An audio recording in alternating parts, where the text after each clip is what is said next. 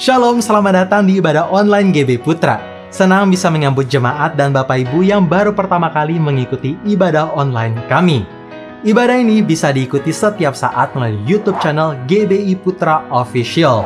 Dan Gembala Sidang kami mengadakan doa malam setiap hari Selasa dan Jumat jam 8 malam di Instagram @sukirnotarjadi. Bagi adik-adik sekalian, hadirilah ibadah Anchor Kids hari ini yang diadakan pukul 10.30 pagi melalui Zoom online.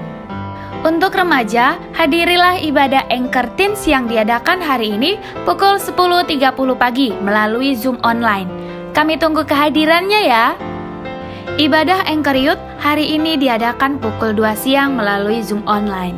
Kami nantikan kehadirannya. Jadi sebelum kita memulai ibadah, mari kita bersatu dalam doa. Tuhan Yesus, terima kasih Tuhan untuk penyertaan-Mu di sepanjang minggu ini. Sebentar kami mau ibadah, Tuhan pimpin ibadah kami dari awal, pertengahan hingga akhir, biar semuanya boleh berjalan dengan baik. Tuhan pimpin hamba-Mu yang akan menyampaikan firman-Mu, biarlah kata-kata yang keluar dari mulutnya itu boleh memberkati kami, menegur kami, dan boleh menjadi pedoman dalam hidup kami. Tuhan pimpin supaya firman-Mu itu boleh berbuah dalam kehidupan kami sehari-hari. Terima kasih Tuhan, kami mulai ibadah kami di dalam nama Tuhan Yesus. Kami sudah berdoa dan mengucap syukur. Haleluya, amin. Selamat beribadah, Tuhan Yesus memberkati. Shalom saudaraku, selamat jumpa kembali di hari Minggu yang sangat ceria. Pagi hari ini kita boleh bersama untuk menikmati kasih Tuhan dan berkat Tuhan. Ibu bapak yang ada di rumah, GBI Putra, GLCC, saya percaya kita semua sehat, amin. Mari kita siapkan hati kita, mau diberkati Tuhan lewat pujian penyembahan dan firman Tuhan. Kita ada karena anugerah Tuhan. Kita ada hari ini karena kebaikan Tuhan. Terima kasih Bapa. Mari bersyukur kepadanya atas anugerahnya. Haleluya. Terima kasih Yesus.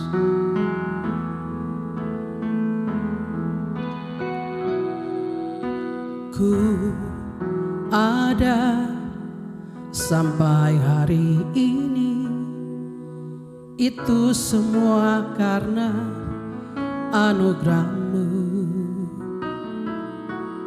Ku hidup sampai hari ini, semua karena kebaikan-Mu. Ku bersyukur, ku bersyukur, Kau selalu baik dalam hidupku. Ku bersyukur, ku bersyukur, selamanya ku menyembah-Mu. Mari sama-sama katakan, ku ada sampai hari ini, itu semua karena anugerah-Mu. Ku hidup sampai hari ini, semua karena kebaikan-Mu. Ku bersyukur, ku bersyukur, Kau selalu baik dalam hidupku. Ku bersyukur, ku bersyukur, selamanya ku menyembah-Mu. Ku bersyukur, ku bersyukur, Kau selalu baik dalam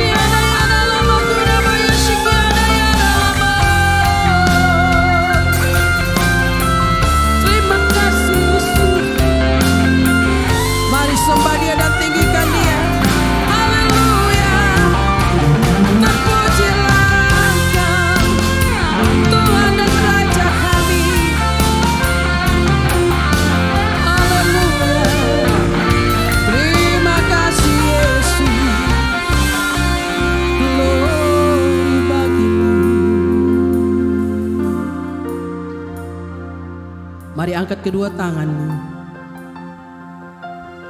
Ibu yang ada di rumah, pandang wajahnya dan sembah Dia.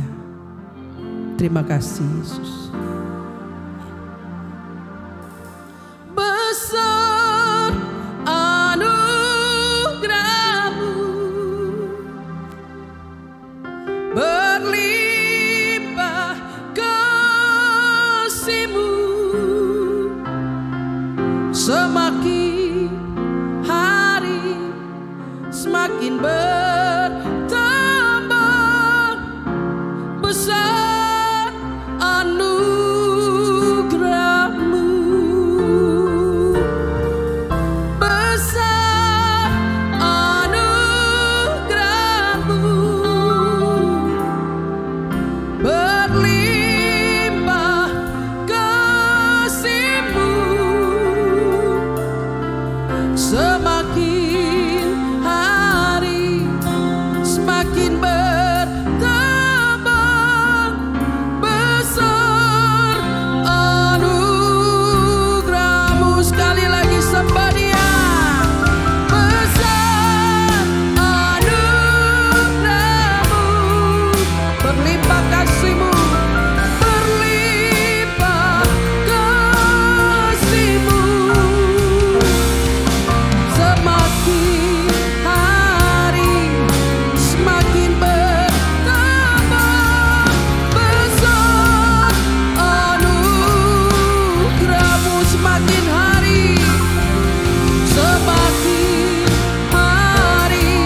semakin bertambah besar anugerah-Mu. Sekali lagi, semakin hari semakin bertambah besar anugerah-Mu.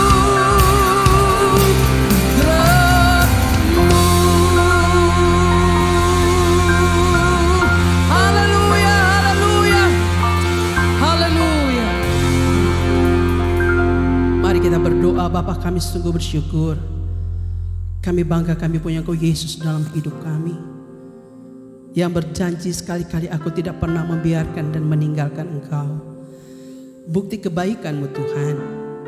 Kalau kami ada pagi ini, kami boleh ibadah walaupun secara online, tapi kami percaya Ibu Bapa yang ada di rumah, kami yang ada di sini, kami berbeda tempat, berbeda ruangan, tapi kami percaya Engkau ada dan hadir di tengah kami. Di mana Engkau hadir, berkat-Mu Kau curahkan bagi kami. Yang lemah Engkau berikan kami kekuatan, yang sakit disembuhkan, yang susah dihiburkan, yang punya masalah kami percaya Bapa berikan kami jalan keluar, sehingga tidak seorang pun di antara kami dilalui oleh berkat-Mu, tapi kami diberkati oleh Tuhan. Terpujilah nama-Mu. Dalam nama Tuhan Yesus kami berdoa dan bersyukur. Kita semua yang percaya bersama katakan amin. Haleluya. Mari Ibu Bapa, kita mau puji Dia. Masuk gerbangnya bersyukur, sebab Dia baik. Haleluya. Yeay.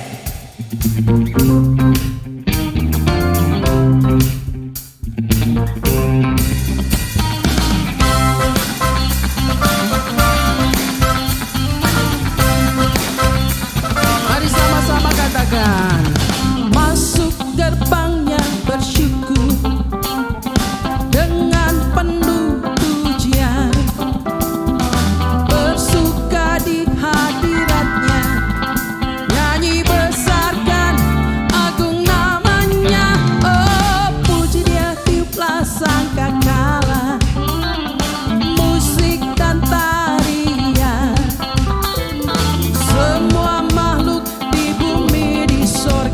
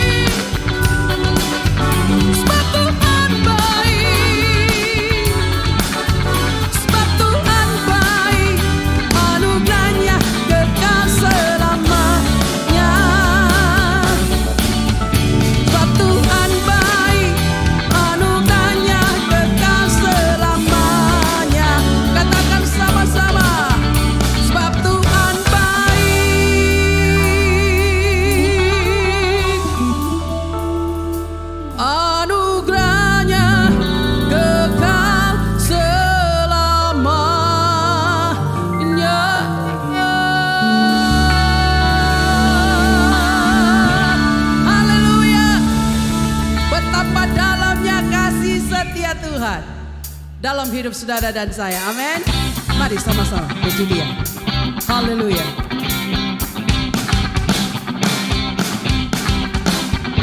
Hidup kita dipenuhi kemuliaan-Nya.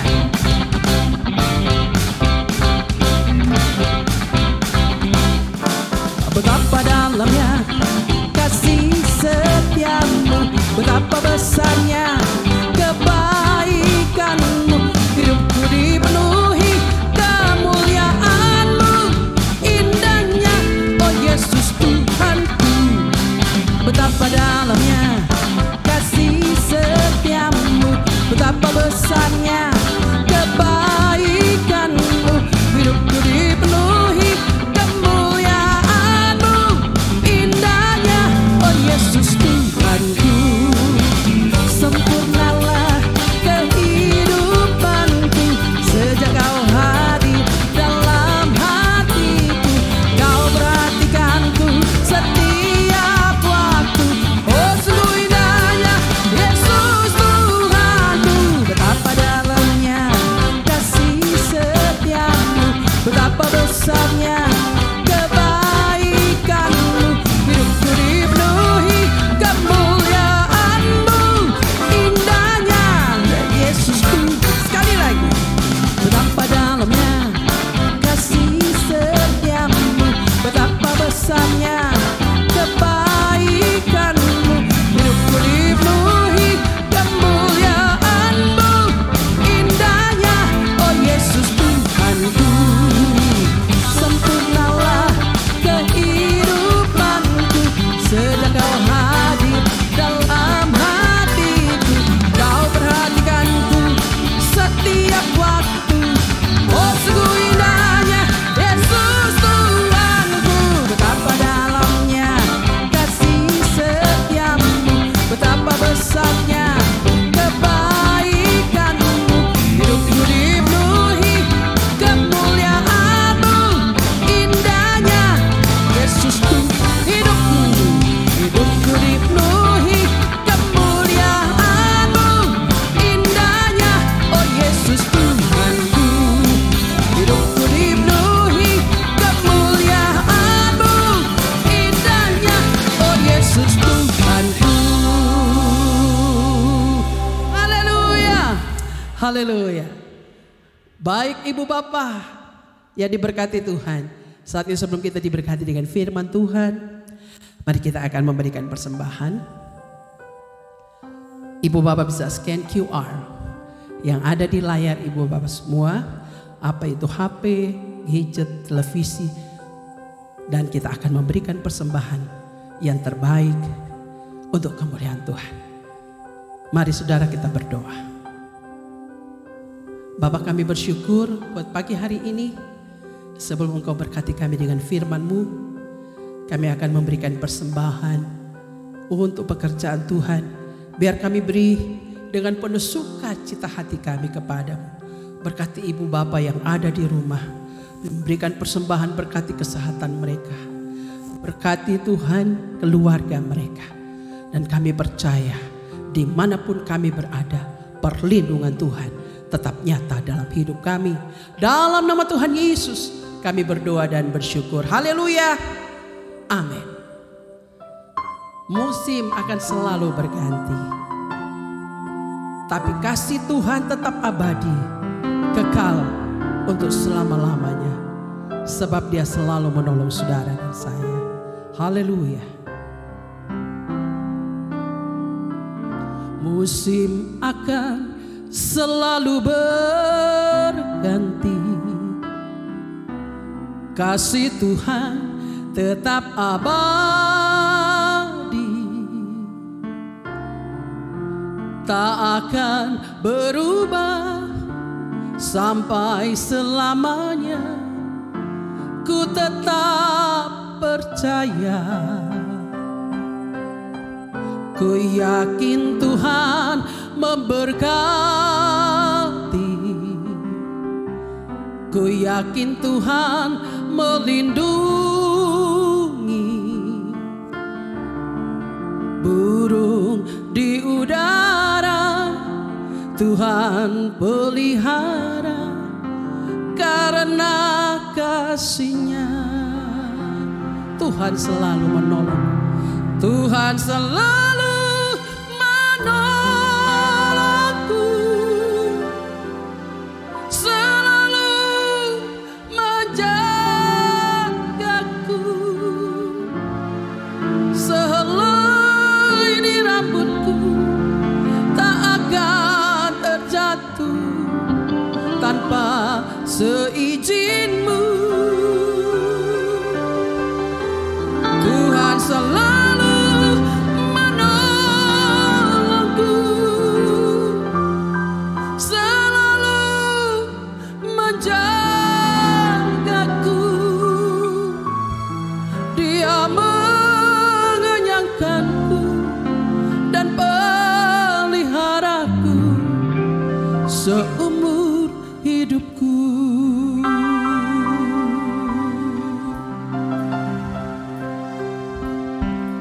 Musim akan selalu berganti, kasih Tuhan tetap abadi, tak akan berubah sampai selamanya. Ku tetap percaya. Amin. Tuhan memberkati, ku yakin Tuhan melindungi. Burung di udara Tuhan pelihara karena kasih-Nya. Mari angkat tangan saudara, katakan Tuhan selalu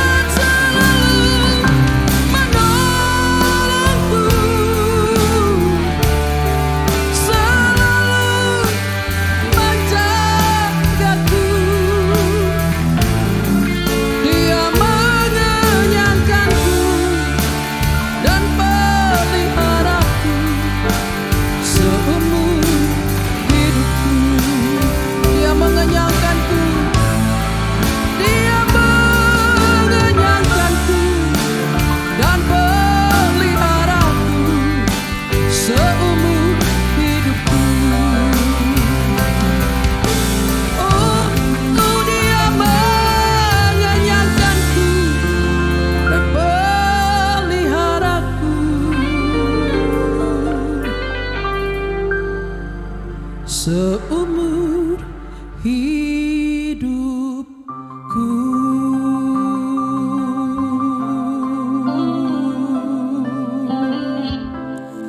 Haleluya, haleluya.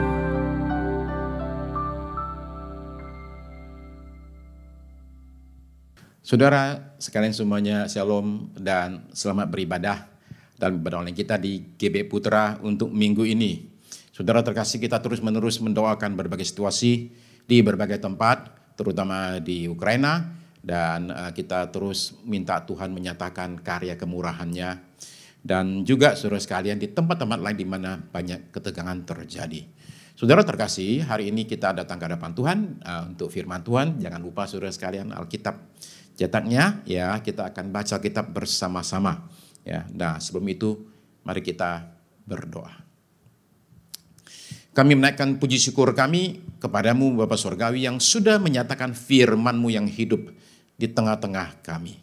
Terima kasih untuk Roh Kudus yang memberikan kepada kami pencerahan, pembukaan rahasia firman, sehingga kami bisa mengerti isi hati Tuhan untuk kami sekalian. Maka pada hari ini kami memohonkan Roh Kudus boleh bekerja dengan leluasa di tengah-tengah kami, memampukan kami untuk hamba-Mu menyampaikan firman, dan setiap kami menerima firman. Kami akui semua ini terjadi karena karya dan kuasa Roh Kudus di tengah-tengah kami. Sehingga pada hari ini, setiap kami yang ikut ibadah ini, mendengarkan firman Tuhan ini, menerimanya dengan penuh sukacita. Dan firman itu kemudian bekerja oleh kuasa Roh Kudus, sehingga dia berbuah-buah dalam hidup kami. Terima kasih Tuhan, kami siap tidak hanya semata-mata mendengar saja, tapi mendengar lalu melakukan apa yang kami dengar dalam nama di atas segala nama. Dalam nama Tuhan Yesus Kristus. Kami naikkan doa ini dan terima jawabannya. Amin, amin, haleluya. Saudara terkasih, Tuan Busa Krishna, petani di India. Setiap hari orang ini bangun pagi dan kemudian memulai kegiatan rohani. Beliau sembahyang. Yang bikin heboh adalah karena Krishna ini menyembah satu patung yang dia bikin, patung Donald Trump. Bagaimana cara dia menyembah? Begini caranya, setiap pagi dia bangun dan kasih minum susu kepada patung sembahannya itu. Ya, dikasih susu tiap hari. Bukan hanya kasih susu, dia kemudian tunjukkan kasih sayangnya kepada patung itu dengan jalan dia mencium patungnya. Jadi tiap hari habis kasih susu, dia cium patungnya itu.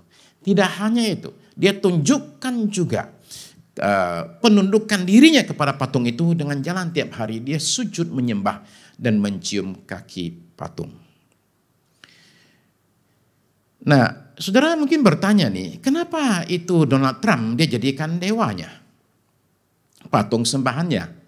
Karena katanya Mr. Trump ini, kata Busa Krishna, patut disembah karena cara bicara yang tegas dan lugas. Rupanya kriteria menjadi dewa itu ternyata cara bicaranya. Ya, bukan mujizatnya atau kuasanya, tapi cara bicara. Okay.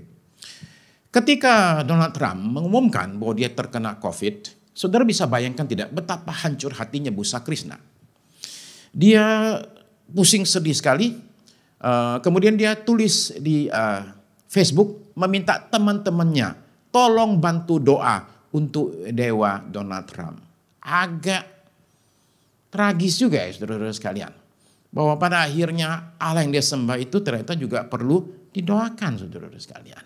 Tidak pernah kepikir dia, ini kalau memang ini adalah dewa atau Allah, kok dia bisa kena COVID. Nah, cerita kemudian menjadi serius. Karena Krishna ini akhirnya mogok makan demi Allahnya ini. Atau istilah orang India kan deva. Ya. Kalau pria, kalau wanita devi.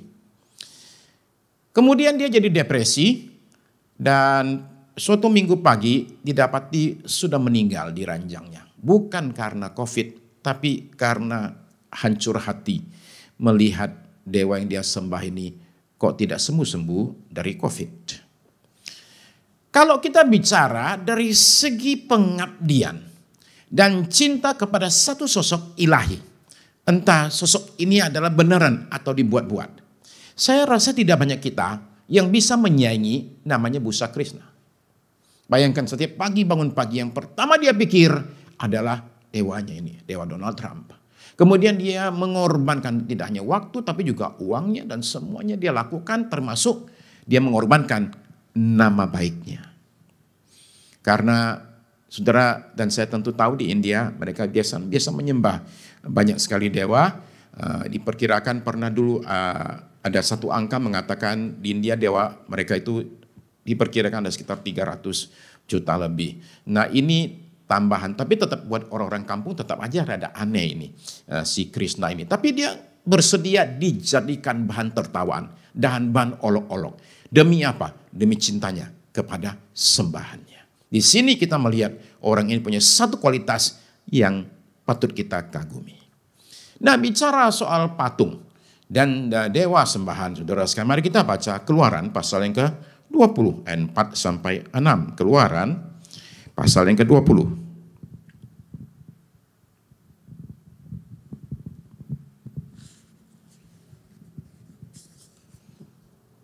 Kitab Keluaran pasal yang ke-20 ayat 4 sampai 6.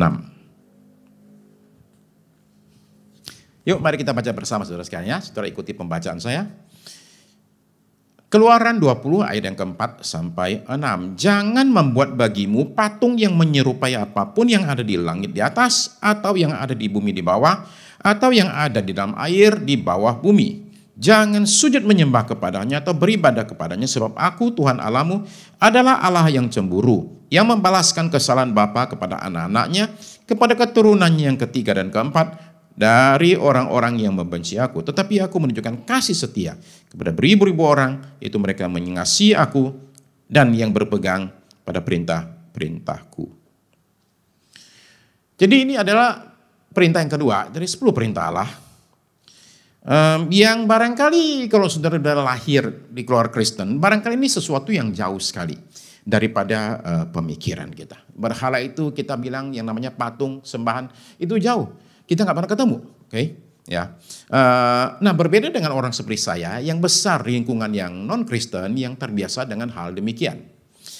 Kalau saudara menemukan di Alkitab ada banyak cerita seperti demikian, terutama di Perjanjian Lama. Nah, adalah penting kita di sini bukan sedang menjatuhkan keyakinan orang lain, saudara-saudara sekalian, bukan. Setiap orang itu bebas memilih keyakinannya manapun yang mau dia pilih, ya, tidak ada yang memaksa. Atau kita jangan menjatuhkan saudara sekalian orang lain, karena kita juga tidak ingin dijatuhkan atau dijelekkan. Tapi kita ingin berbicara apa yang tertulis di firman Tuhan untuk menguatkan iman kita semua.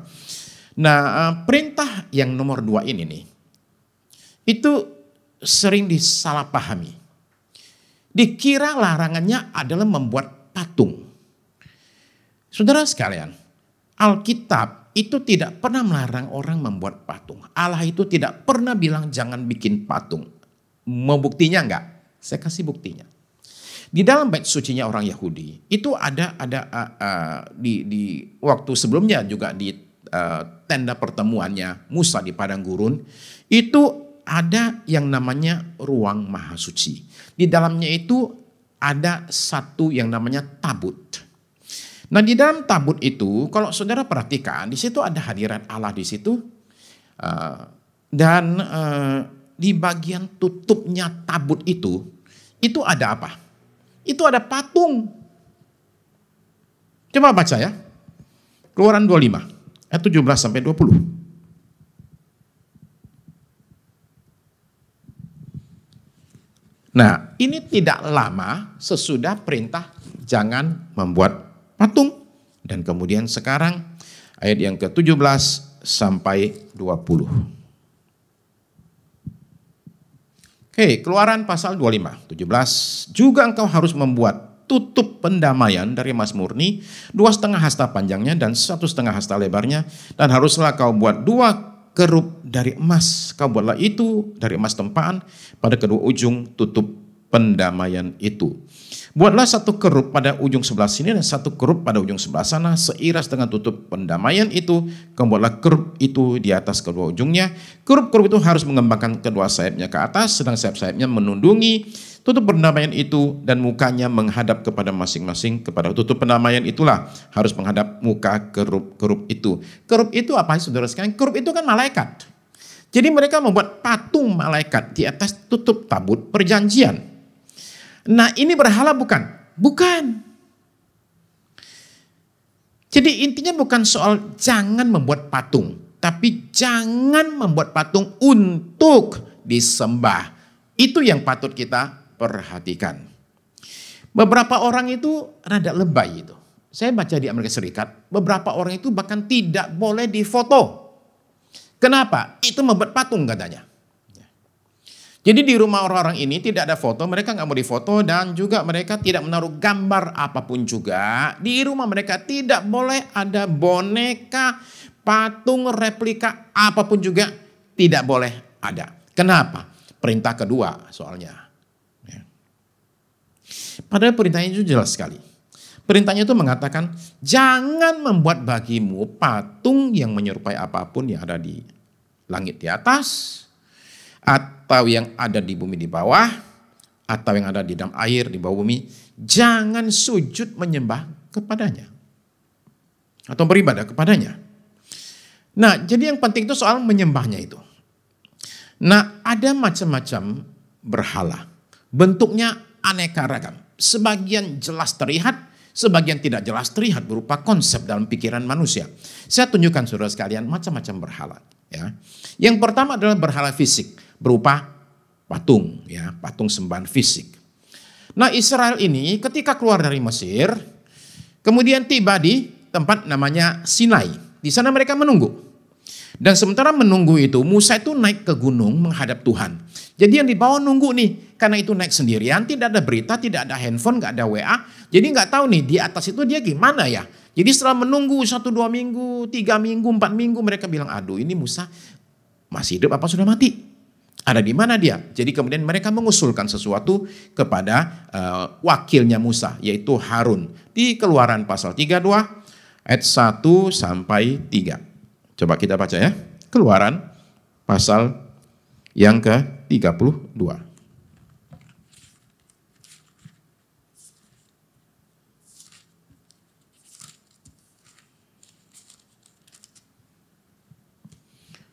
Oke, saya akan baca dulu ayat 1 sampai 3 dulu ya. Tapi baca kita sampai ayat 4. Keluaran 32. Ketika bangsa itu melihat bahwa Musa mengundur-undurkan turun dari gunung itu, maka berkumpullah mereka mengerumuni Harun dan berkata kepadanya, mari buatlah untuk kami Allah yang akan berjalan di depan kami, sebab Musa ini orang yang telah memimpin kami keluar dari tanah Mesir, kami tidak tahu apa yang telah terjadi dengan dia. Ya. Oke, ayat yang kedua. Lalu berkatalah Harun kepada mereka, tanggalkanlah anting-anting emas yang ada pada telinga istrimu, anak-anak laki-laki dan perempuan, dan bawalah semuanya itu kepadaku. Jadi seluruh bangsa itu menanggalkan anting-anting emas yang ada pada telinga mereka dan membawanya itu kepada Harun. Jadi Israel itu ingin menciptakan Allah. Mereka ingin satu Allah itu yang mereka itu bisa sembah. Dan mereka mengakui keterbatasan mereka. Mereka mengatakan mereka perlu Allah untuk memimpin mereka dalam perjalanan. Ya, jadi ini orang-orang yang dalam satu arti itu kita bisa mengatakan ini orang-orang yang sebenarnya tulus. Memang mencari. Tapi mencarinya itu yang salah. Tulus hati saja ternyata tidak cukup. Lalu kemudian ayat yang keempat. Ayat keempat saudara perhatikan. Diterimanya lah itu dari tangan mereka, dibentuknya dengan pahat, dan dibuatnya lah daripadanya anak lembu tuangan. Kemudian berkatalah mereka, hai Israel, inilah Allahmu yang telah menuntun engkau keluar dari tanah Mesir. Mereka yakin, inilah Allah yang menuntun kita keluar dari Mesir. Saudara terkasih, Harun itu tidak bermaksud menyembah Allah yang lain. Enggak sama sekali. Yang dia ingin sembah adalah Allah yang membawa mereka keluar dari Mesir. Dan mereka perlu Allah ini untuk menuntun hidup mereka. Ya. Nah, jadi perintah pertama, jangan ada Allah yang lain. Itu dituruti oleh Harun. Perintah yang kedua, dia langgar. Nah, gara-gara lembu emas yang dia bikin ini nih, pada hari itu 3.000 lebih orang mati karenanya. Ya. Jadi Tuhan itu tidak pernah toleransi sama yang namanya berhala, patung sembahan. Ya. Dia juga tidak terima kalau orang menyembah dia melalui patung. Nah, saya mengenal namanya patung sembahan dari kecil sekali. Lingkungan rumah saya. Tempat saya dari kecil sampai besar itu, rumah kami itu alamatnya itu, kami tinggal di pinggir satu sungai kecil, istilahnya parit. Parit depan rumah kami itu namanya parit Pekong. Nah, jalannya otomatis jalan parit Pekong. Jadi bayangkan ya, paritnya dikasih nama Pekong. Pekong itu adalah patung sembayangan di kelenteng. Ya. Jadi terbiasa dengan hal demikian. Nah, saat ini tahun 2022 ada miliaran manusia masih melakukan hal yang sama, yaitu membuat dan kemudian menyembah patung secara fisik. Jadi jikalau kita ditanya, apa sih relevansi dari 10 perintah Allah dengan hidup zaman modern tahun 2022? Jawabannya ya perhatikan saja bahwa yang namanya patung tetap disembah oleh miliaran manusia. Ya. Nah, saudara terkasih, Allah itu tidak kasat mata, dia adalah roh, tidak kelihatan. Tapi bagi beberapa orang, mereka itu pengen tahu Allah itu seperti apa. Jadi mereka perlu menciptakan, saudara sekalian, sesuatu yang bentuknya itu fisik. Beberapa puluh tahun yang lalu, ada 300 orang itu penambang. Terperangkap di satu tambang di bawah tanah di daerah Cokesville di Amerika Serikat, Pennsylvania. Jadi dari kota Pittsburgh dikirimlah satu orang wartawan muda yang baru bertugas. Disuruh ke sana, dikasih perintah, kamu cariin beritanya terus kamu kirim ke kita, kasih tahu sama kita beritanya apa. Ini sekian puluh tahun yang lalu, jadi masih pakai cara-cara lambat demikian. Pokoknya malam kamu laporin. Okay. Nah, malam itu dia kemudian menceritakan hasil laporannya, tapi judulnya begini. Oke, coba dengar judulnya. Cokesville, Pennsylvania. Ya. Allah duduk malam ini di bukit-bukit sekitar Cokesville. Dia selalu menceritakan bahwa banyak orang berdoa gitu. Jadi Allah itu hadir. Tapi dia pakai kalimat ini. Allah itu duduk malam ini di bukit-bukit sekitar Cokesville. Begitu dia sampai laporannya, baru judulnya saja. Editor yang bertugas malam itu langsung memotong pembicaraannya. Dan bilang begini, stop dulu, oke? Nggak usah lagi cover berita kecelakaan di tambang itu. Sekarang kamu wawancarai Allah. Dan usahakan dapatin fotonya. Nah, saudara-saudara sekalian. Jadi orang itu pengen sekali tahu. Seperti apa wujud Allah itu. Termasuk kalau bisa ada fotonya. Nah kadang-kadang kalau saudara-saudara pergi ke tempat tertentu. Ke museum atau apa. Itu suka ada larangan. Dilarang foto. Nah kira-kira dengan Allah juga demikian. Dilarang foto. Jangan bikin fotonya. Dilarang motret. Ya. Dia tidak mau dibikinin potret. Tidak mau dibikinin foto atau dan lain sebagainya. Apa masalah dengan patung? Masalah dengan patung itu bisa ditunjukkan lewat cerita nyata ini. Okay. Amy Carmichael, misionaris di India, itu cerita ada satu jiwa muda bertobat namanya Prina. Nah, Prina ini satu orang remaja India, sungguh-sungguh cinta Tuhan, belum pernah melihat foto-foto lukisan tentang Tuhan Yesus yang biasa orang bikin itu, ya. Nah, suatu hari dia terima satu hadiah dari luar negeri. Nah, dia buka. Ketika dia buka, ternyata itu lukisan wajah Tuhan Yesus. Nah, ini anak ini kan polos. Jadi dia tanya, "Ini siapa?" Jadi kasih tahu. "Itu loh Yesus yang sering kita sembah." Wah, Prina nangis. Dia tanya, apa, kenapa nangis? Dia bilang, gak mungkin Tuhanku sejelek kayak gitu. Saudara-saudara sekalian, sebagus apapun juga, lukisan, foto, patung tentang Tuhan kita, itu tidak ada sepermiliarnya daripada keindahan aslinya. Masalah apa dengan patung, saudara sekalian? Yaitu dia mengecilkan yang maha kuasa. Dia membatasi yang maha kuasa. Dibikin jadi terbatas, hanya bisa di sini, nggak bisa pindah-pindah. Dia tidak lagi maha hadir, dia cuma hadir di situ saja dalam wujud patungnya itu. Nah, jadi akhirnya yang pencipta itu malah sekarang diciptakan. Yang hidup dijadikan benda mati. Dia yang melihat, mendengar dan berbicara sekarang dibikin menjadi bisu, buta dan tuli. Itu masalah dengan patung. Ya. Maka dari itu dilarang. Ya. Nah, menurut Alkitab jadinya penyembahan berhala adalah sia-sia dan termasuk kebodohan. Apapun patungnya, termasuk patung Donald Trump. Apalagi Donald Trump. Saudara perlu berpikir bahwa jangan berpikir bahwa patung itu selalu berbentuk yang namanya binatang. Belum tentu. Saya baca cerita ini. Ada pendeta di Amerika, suatu hari itu bikin dekor buat acara Natal. Nah, karena perlu dekor, jadi dia menurunkan salib yang ada di background. Salib dia turunin. Dan minggu itu ada jemaat yang gak mau kebaktian di sana lagi. Karena berani-beraninya itu pendeta menurunkan salib. Itu salib sudah jadi berhala. Jadi saudara sekalian, berhala bisa berwujud patung atau yang fisik, tapi ada yang nomor 2, ada yang tidak kelihatan. Berhala itu adalah Allah yang kita ciptakan sendiri dalam imajinasi kita, menurut maunya kita. Saya tahu saudara dan saya nggak akan pernah sujud menyembah di hadapan patung. Ya.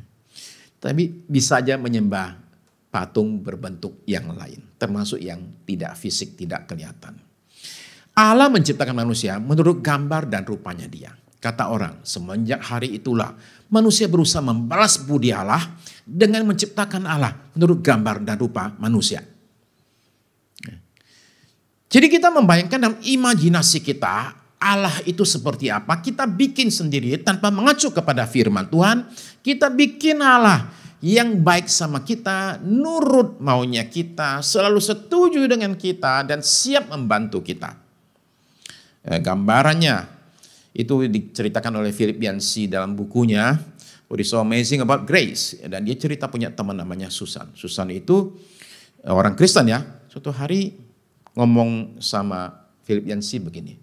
Suami saya kok nggak seperti yang saya kehendaki ya. Udah nggak kayak saya harapkan lah. Jadi katanya saya lagi cari pria lain untuk memenuhi kebutuhan saya akan keintiman. Lalu kemudian Susan juga bersaksi bahwa dia tiap hari bangun pagi dan habiskan untuk 1 jam bersama bapaknya di sorga. Karena itu Philip Yancey itu bertanya begini, saat kamu berjumpa dengan Bapa Sorgawi setiap pagi itu 1 jam itu, ada enggak hal-hal yang dibicarakan antara kamu sama Bapa Sorgawi mengenai moralitas yang menyangkut keputusanmu untuk meninggalkan suamimu dan cari suami yang lain? Susan marah loh. Dia marah sama Philip Yancey. Dia bilang, kamu dasar kayak begitu tuh. Dasar pria kulit putih itu kayak gitu semua tuh. Ya. Apa hubungannya? Katanya, saya itu punya Bapa Sorgawi yang selalu mendukung saya, selalu menguatkan saya. Ya. Kami itu saling menghukum, kami saling mendukung. Tidak pernah kami saling menghakimi. Nah, itu saudara sekalian, contoh orang yang menciptakan Allah. Bikin satu patung tapi tidak real nyata di dalam hidupnya, di pikirannya, di hatinya. Allah itu yang selalu mendukung maunya dia, tidak pernah marahin dia, tidak pernah menghakimi dia. Itu yang kedua. Yang ketiga, ada orang menyembah berhala berupa manusia atau orang tertentu dalam hidupnya itu. Ya, berhala zaman sekarang bisa berbentuk manusia, mungkin orang dekat kita, mungkin suamimu, mungkin istrimu. Atau biasanya berupa anak-anakmu. Atau jangan-jangan cucumu. Yang sedemikian disayang dan diperhatikannya dengan sangat luar biasa. Dan kadang-kadang orang bilang begini, saya tidak bisa hidup tanpa dia. Itulah dia, berhalamu. Atau barangkali berbentuk sekelompok orang yang paling nyata sekarang. Itu yang namanya selebriti. Ya. Nah, berhala dalam bahasa Inggris itu disebut idol. Ini kata penting ya. Idol ini kemudian dibahasa Indonesiakan. Kita jinakkan melalui kata idola. Ya. Idola itu apa sih? Saya tunjukkan tangkapan dari layar ini dalam situs kamus bahasa Indonesia. Idola, orang, gambar, patung dan sebagainya yang menjadi pujaan. Contoh kalimatnya. Ia senang sekali karena penyanyi idolanya tampil dalam pertunjukan itu.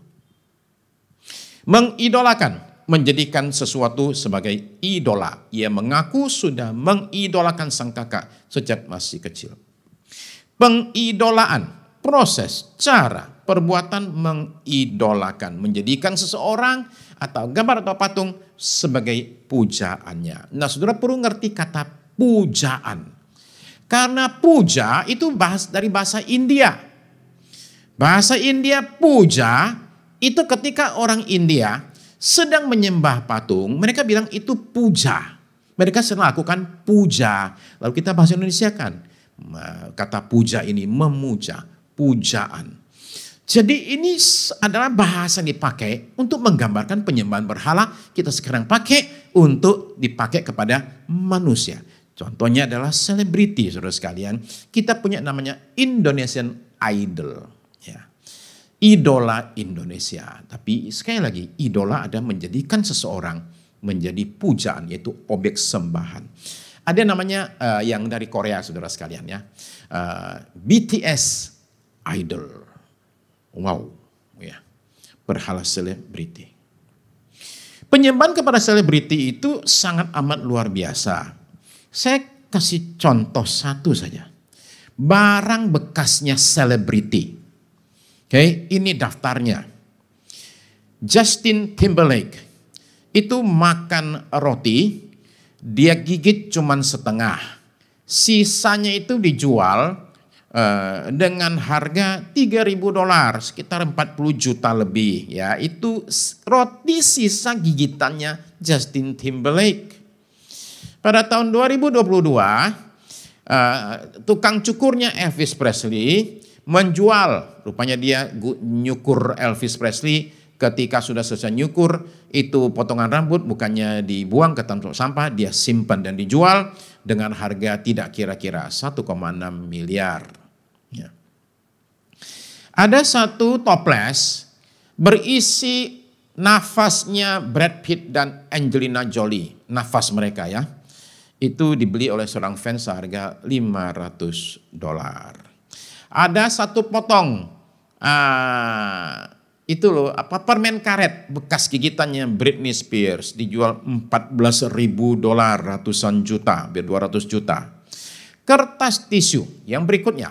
Kertas tisu bekas pakai artis Scarlett Johansson itu dijual 75 juta. Itu tisu bekas dia pakai ngelap mukanya itu. Ya, batu ginjal William Shatner laku seharga $25.000. Terus sekalian, saya udah pusing ngitungnya dolar-dolarnya ya. Oke, nah kita sih bilang kita sih nggak gitu Pak. Oke, ya kita nggak gitu saudara. Kita nggak sampai gila-gilaan beli roti bekas gigitannya selebriti manapun juga. Tapi saya mesti mengatakan sesuatu. Kadang-kadang kita perlu hati-hati juga dengan namanya pendeta atau artis rohani yang bisa-bisa kita jadikan idola. Yaitu orang-orang yang dianggap kelasnya itu beda dengan jemaat biasa. Mereka punya akses kepada Tuhan lebih dekat daripada sama kita. Mereka itu hubungan sama Tuhan itu beda mas kita sama Tuhan. Mereka lebih dekat, kita jauh. Ya. Jadi kalau mau dekat sama Tuhan, deketin orang-orang ini, para selebriti rohani ini. Ya. Nah, jadi kita perlu waspadai akan hal ini, saudara-saudara sekalian. Saudara perhatikan ya, di Christianity Today itu muncul artikel. Masalah pendeta selebriti adalah pergumulan setiap gereja. Ya. Nah, saya bacakan kutipan dari satu buku ya. Saya kutip kata-katanya. Ya, tentang masalah selebriti rohani. Ya. Orang-orang para pelayan Tuhan, barangkali para penyanyi, barangkali worship leaders, barangkali pendeta yang dijadikan selebriti. Ya. Tentu saja selebriti, kata buku ini, tidak terbentuk sendiri begitu saja. Di belakang setiap selebriti rohani selalu ada jemaat yang mencintai dan mendukung atmosfer selebriti di gereja. Pengembangan budaya selebriti di gereja juga tidak terjadi dalam satu malam. Dia dimulai ketika seorang hamba Tuhan punya ambisi untuk jadi terkenal. Tapi hal ini tidak akan berakar kalau tidak didukung oleh jemaat. Saya lanjutkan. Sayangnya banyak orang mau pendeta mereka menjadi pahlawan rohani atau selebriti pada level tertentu. Mereka tidak hanya menghendaki hal itu terjadi, mereka juga menantikan hal itu dan percayakan hal itu. Budaya selebriti di gereja tidak hanya monopoli mega church dan nama besar. Penulisnya bilang gini, saya telah melihat pemimpin di gereja kecil dan menengah bertindak seolah-olah mereka adalah keluarga bangsawan. Kalau nggak hati-hati, kita bisa kejebak di situ, saudara sekalian. Ya. Pendeta, artis rohani adalah manusia biasa. Jangan terlalu disanjung-sanjung. Ya. Di panggung mereka terlihat begitu berkilau. Di bawah panggung hidupnya bisa kacau balau. Ya. Di pelayanan begitu mempesona. Tapi di mata Tuhan mungkin bisa berbeda. Ya, itu yang ketiga. Yang keempat, yaitu berhala yang orang sering puja. Itu berhala keempat namanya adalah keberhasilan atau sukses. Nah, semua orang yang sukses dalam apapun yang dia lakukan lah. Ya. Mana ada orang yang lakukan sesuatu dan kemudian ketika gagal berkata, hore saya gagal. Nggak ada. Contoh ya, ada orang kalau waktu sekolah nggak lulus. Usaha sendiri berantakan, bangkrut. Kerja, karirnya gagal, dipecat terus. Ya, gonta-ganti kerjaan, dipecat terus. Udah gitu keuangannya kembang kempes. Rumah tangga berantakan. Oke. Nah, ada yang bilang gini, itu juga orang berhasil. Itu dia berhasil gagal. Oke. Jadi dia berhasil mengacaukan hidupnya. Dia bangga dengan kegagalannya. Dia berkata, hore, saya berhasil gagal. Ya. Nah, orang yang rada bermasalah yang itu. Yang patut diwaspadai adalah ketika manusia berusaha mencapai keberhasilan supaya dihargai orang, dikagumi orang, kemudian disayang orang, dibicarakan orang. Itu yang adalah bahaya yang perlu kita perhatikan, saudara sekalian. Apakah kita menganggap keberhasilan sebagai segala-galanya? Apakah kita akan demi mengejar keberhasilan, kita ini bersedia berbuat apa saja? Yang kalau para bintang film di Amerika sana, di Hollywood, itu mereka cari yang namanya satu penghargaan. Keberhasilan mereka diwujudkan dengan satu ini, patung bernama Oscar. Yang dipegang oleh para selebriti ini sebagai bukti saya berhasil di dalam karir saya. Nah, peneliti Nathaniel Rogers itu berkata begini ya, saya kutip kata-kata beliau. Oke, Nathaniel Rogers, saudara bisa lihat dia berkata begini. Oke, kutipannya adalah dia bilang begini. Oke, Oscar katanya, piala Oscar adalah berhala palsu. Ya, saya tunjukkan di slide berikut ya. Berhala palsu yang paling bersinar dan paling didambakan. Lembu emas di bukit Hollywood.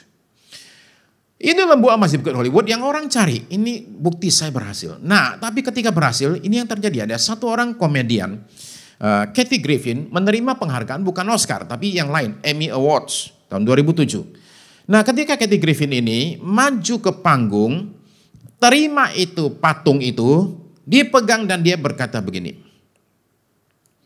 Banyak orang naik ke atas sini dan berterima kasih kepada Yesus untuk penghargaan ini.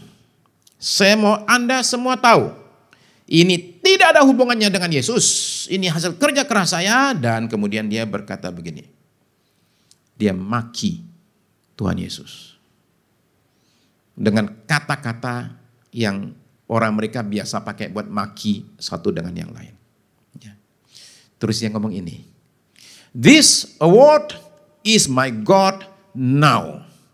Penghargaan ini adalah Allah saya sekarang.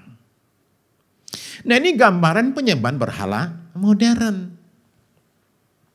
Selebriti menggenggam erat patung yang dia sebut terang-terangan sebagai Allahnya. Jadi berhala zaman sekarang, saudara sekalian, bentuknya sudah macam-macam. Nah, bagi para pendeta, hati-hati. Sebab bisa jadi berhalanya para pelayan Tuhan, pendeta, adalah berupa ukuran jemaat, jumlah kebaktian gedung gereja. Bagi para artis rohani, berupa namanya rekaman. Ya. Pak, apa salah mengejar keberhasilan, Pak? Kan Tuhan juga mau kita berhasil dalam segala yang kita kerjakan. Mazmur pasal 1. Oke. Nah, saudara sekalian, tentu boleh berusaha lakukan yang terbaik. Ya. Saya anjurkan kita semua lakukan yang terbaik. Nah, sebagai hasil daripada yang kita lakukan terbaik itu, akibatnya adalah keberhasilan itu muncul dalam hidup kita.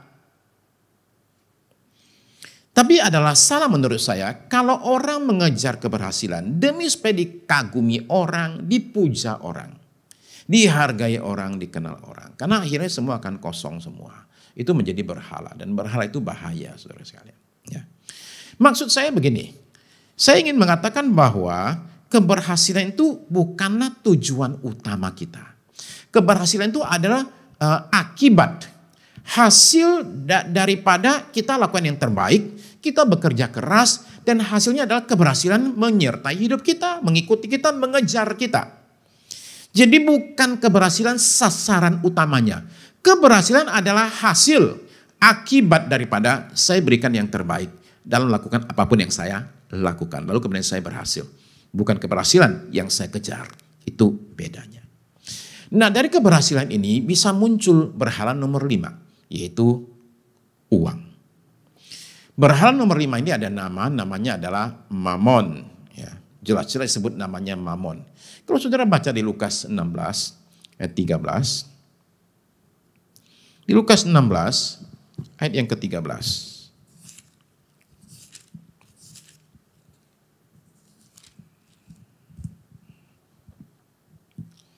Lukas 16 ayat 13, seorang hamba tidak dapat mengabdi kepada dua tuan. Karena jika demikian ia akan membenci yang seorang dan mengasihi yang lain.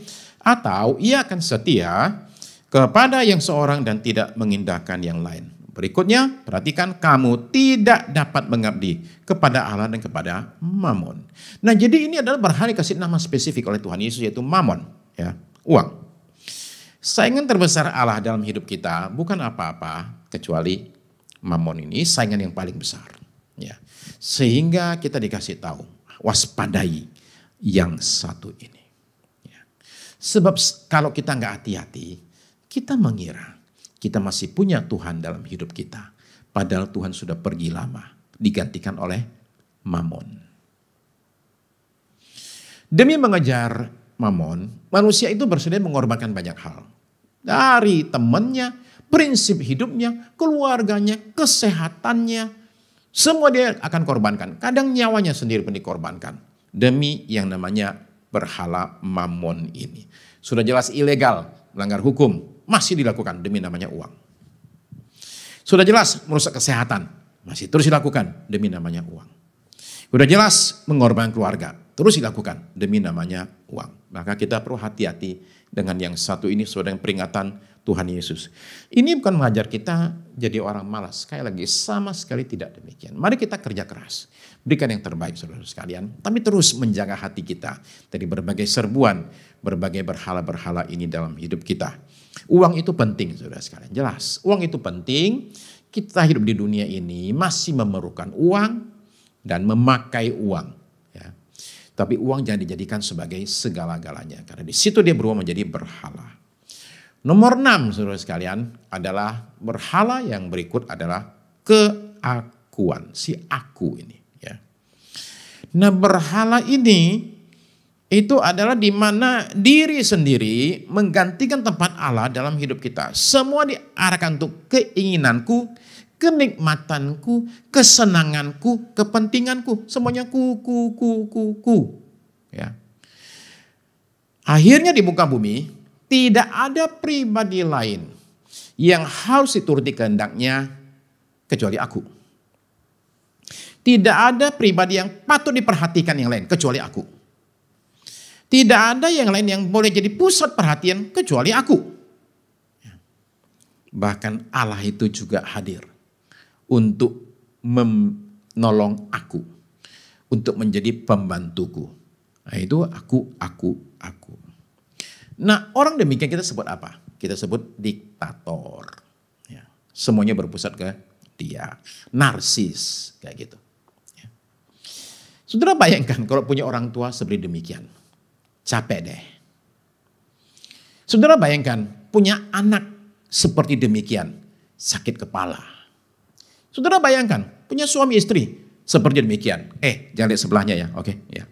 Nah, saudara sekalian, bagi orang demikian, ya, kalau ada, ya, saya ingin ingatkan bahwa pada ujung-ujungnya, ya, semua kita nanti menghadap Tuhan. Ya.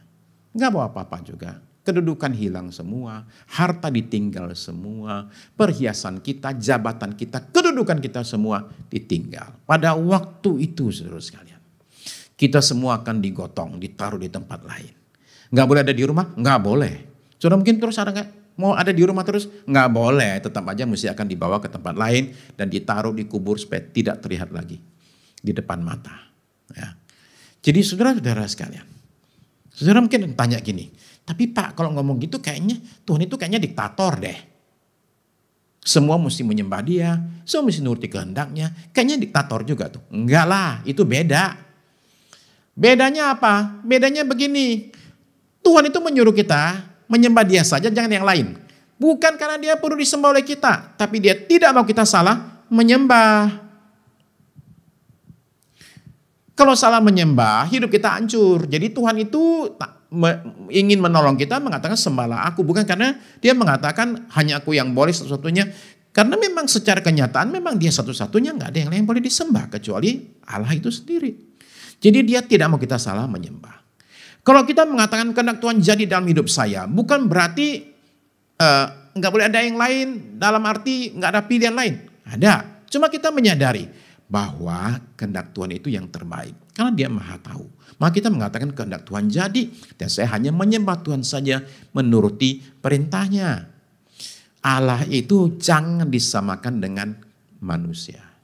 Ya, levelnya itu beda terlalu jauh. Lagi pula saudara sekalian, Allah itu tidak pernah memaksa kita. Dia hanya mengatakan ini jalannya.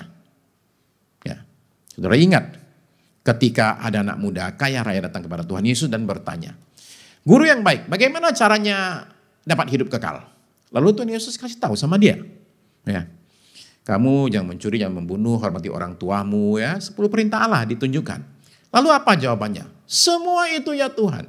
Sudah aku lakukan semenjak aku masih kecil. Bayangkan dari kecil sudah lakukan semuanya. Ya. Kata Tuhan Yesus, kalau gitu cuman kurang satu saja. Duitmu kebanyakan. Jual hartamu, kasih orang miskin.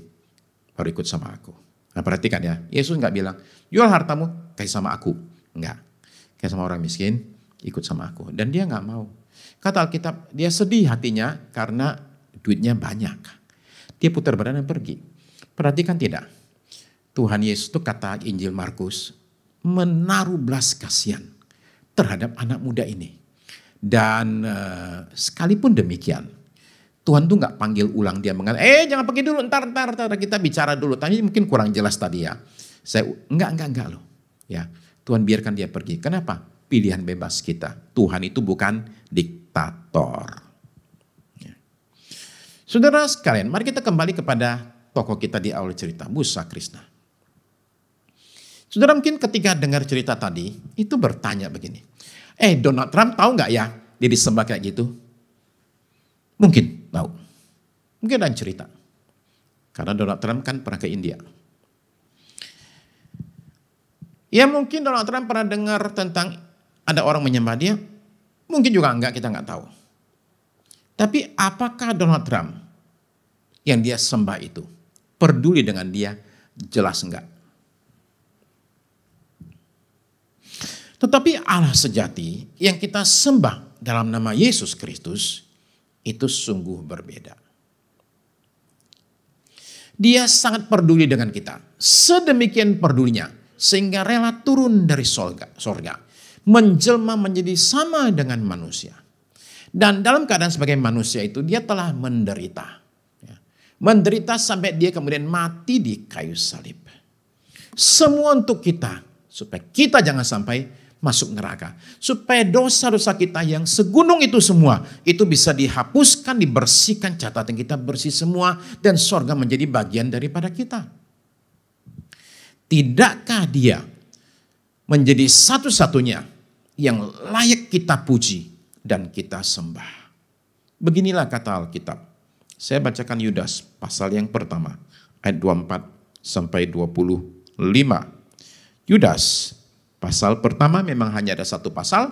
Yudas pasal 1 ayat yang ke-24 sampai 25. Yudas pasal 1 ayat 24 sampai 25, bagi dia yang berkuasa menjaga supaya jangan kamu tersandung, dan yang membawa kamu dengan tak bernoda dan penuh kegembiraan di hadapan kemuliaannya. Ayat 25. Allah yang Esa, juru selamat kita oleh Yesus Kristus Tuhan kita, bagi dia adalah kemuliaan, kebesaran, kekuatan dan kuasa sebelum segala abad dan sekarang dan sampai selama-lamanya. Amin. Saudara sekalian, mari sekarang turunkan berhala-berhala dalam hidup kita.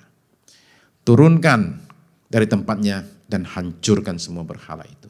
Dan jadikan Allah satu-satunya yang kita sembah dalam hidup kita. Saudara perlu merenung dan minta petunjuk Roh Kudus. Minta Roh Kudus singkapkan, ada tidak dalam diri saya, dalam hidup saya berhala. Sebab seringkali orang menyembah berhala dan tidak pernah sadar. Itu sudah jadi berhala. Maka kita perlu dibukakan matanya oleh karya Roh. Jadi hari ini saudara sekalian, mari kita undang Roh Kudus bekerja dengan leluasa di tengah-tengah kita saudara sekalian. Untuk dia itu boleh singkapkan hal yang terselubung. Barangkali saat tadi mendengar, saudara diingatkan akan satu hal, satu perkara yang boleh jadi adalah berhala dalam hidupmu. Sekarang kita harus singkirkan berhala itu. Jadikan Tuhan berhala kita. Mari kita sama-sama berdoa. Tuhan Yesus, kami sungguh-sungguh rindu menjadikan Engkau satu-satunya yang kami sembah. Karena memang hanya Engkau saja dan tidak ada yang lain bisa disembah.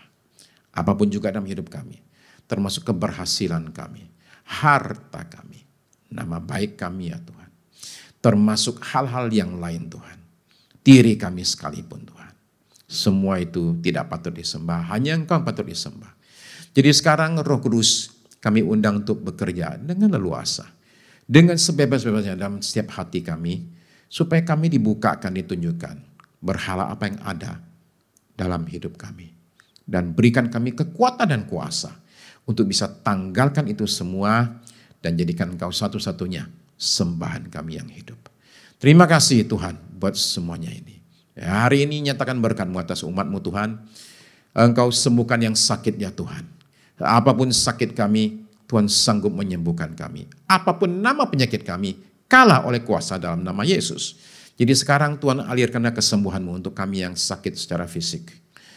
Di dalam nama Yesus. Yang sedang di rumah, yang lagi di rumah sakit, jamahan Tuhan dinyatakan.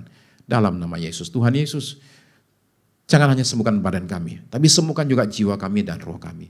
Sembuhkan setiap rumah tangga Tuhan. Pulihkan hubungan setiap suami istri, orang tua dan anak. Tuhan Yesus, hamba berdoa Engkau sembuhkan juga Tuhan keuangan kami Tuhan. Sembuhkan pekerjaan karir kami, bisnis kami, sembuhkan sekolah kami Tuhan. Apapun yang sakit dalam hidup kami, sembuhkanlah ya Tuhan. Sembuhkanlah Indonesia Tuhan. Bangsa kami boleh melihat kemajuan besar menghadapi pandemi ini Tuhan. Sehingga dalam waktu 1-2 minggu ini Tuhan, kami boleh melihat bagaimana bangsa kami berhasil mengalahkan pandemi ini. Terima kasih Tuhan Yesus. Tuhan kuatkan presiden kami, para pemimpin bangsa kami yang lain juga. Terima kasih Tuhan, terima kasih buat semuanya ini. Kami berdoa terus juga Tuhan memohonkan sekali lagi. Damai boleh terjadi di mana-mana termasuk di Ukraina sana. Terima kasih Tuhan Yesus. Sekarang Tuhan berkati juga yang sudah melayani dalam ibadah ini, baik yang tampil di depan ataupun yang tidak tampil di depan, tapi di belakang kamera, di belakang komputer semuanya Tuhan. Nyatakan berkat yang sama atas kami sekalian. Berkati juga mereka yang berulang tahun juga Tuhan. Sekarang Tuhan Yesus turunkan berkat-Mu atas kami yang berdoa pada hari. Terima kasih Tuhan. Saudara yang ada di rumah masing-masing, boleh kasih undang saudara untuk bangkit berdiri. Sekarang terimalah berkat dari Allah Bapa kita di sorga. Kasih karunia dari Tuhan kita Yesus Kristus. Bimbingan pertolongan daripada Roh yang Kudus menyertai kita semua dari sekarang sampai Maranatha.